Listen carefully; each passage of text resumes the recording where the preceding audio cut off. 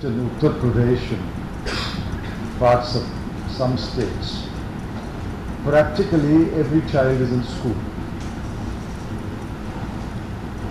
Not that every child will complete school education, but most children will study at least up to the 8th class, and a significant number will go up to the 10th class.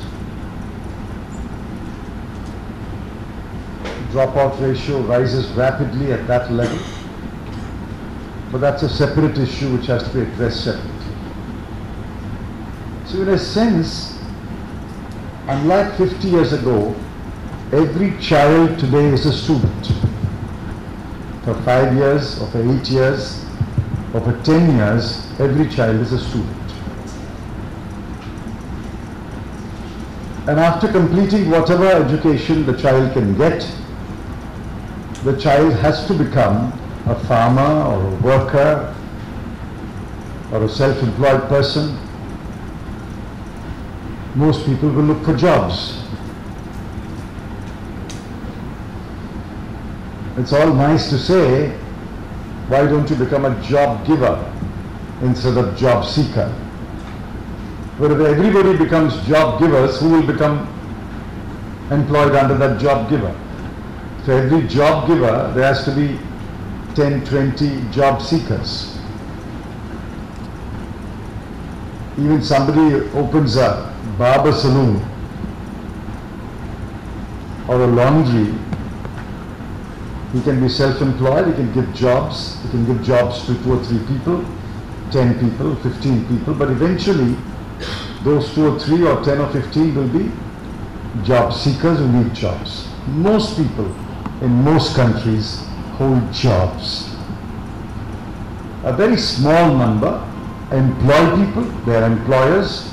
A very large number are employees. India can be no different. India cannot be any different. It's only foolish people who will say everybody will become a job giver.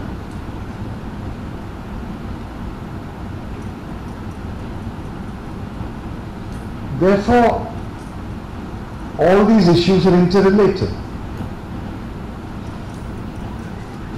We have students, we have farmers, we have business people, we have professionals, and everybody, in every family, there will be 1 or 2 people who are looking for jobs.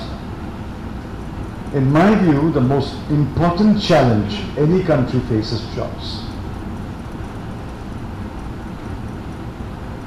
Every country faces this problem at some time or another, which is why most developed countries publish on a monthly basis, they publish the number of unemployed people in the country.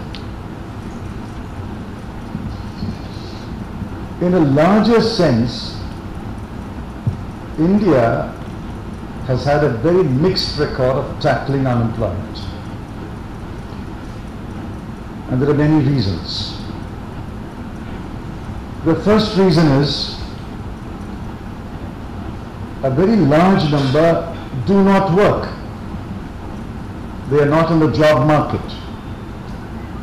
And among them women, the bulk of the women are not in the job market. They are content, either by circumstance or by choice, to remain at home, to do their housework, to bring up families, to look after elders, and to raise children. They are not in the job market. Which is one of the reasons why we remain underdeveloped. If only as many women as a proportion join the job market as many men do, it has been estimated that India's GDP today would rise by another $900 billion. That is 90,000 crore dollars will be the additional GDP that we will get if as many women are in the job market as many men are. So one reason is women don't join the job market. The second reason is there is massive disguised unemployment. A man has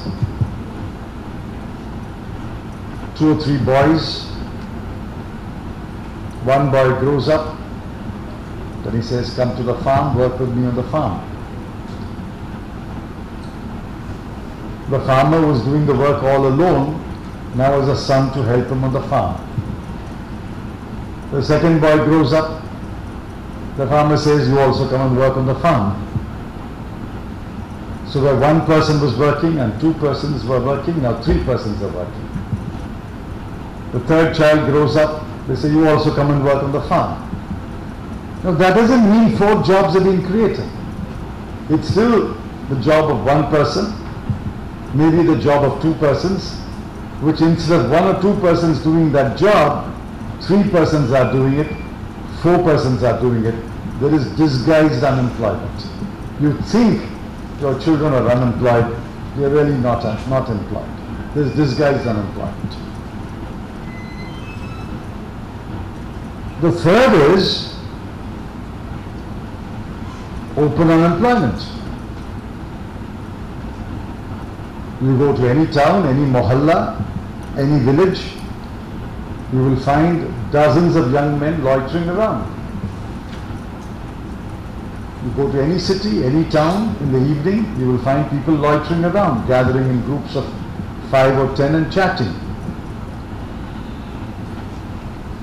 The girls don't come out as much as the boys do, but you will find even girls, educated girls, who may be looking for jobs, get together as a group, go to the well or go to the chowk or go to the temple or go to the place of worship.